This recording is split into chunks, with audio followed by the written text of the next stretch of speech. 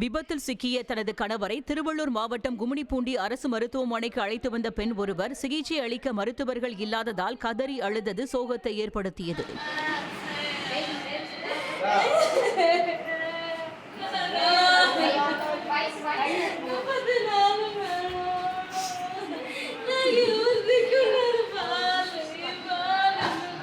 கடந்த புதன்கிழமை தலைமை மருத்துவ அதிகாரியான ஹரிப்பிரியா என்பவர் திடீர் விடுப்பெடுத்ததால் அன்று முழுவதும் செவிலியர்களை சிகிச்சை அளித்துள்ளனர். இதுகுறித்து ஹரிப்பிரியாவை தொடர்பு கொண்டு கேட்டபோது தனது குழந்தைக்கு உடல்நிலை சரியில்லாததால் முன் அறிவிப்பு இல்லாமலும் முன்னேற்பாடு செய்யாமலும் சென்றுவிட்டதாக அலட்சியமாக பதில் அளித்ததாக கூறப்படுகிறது.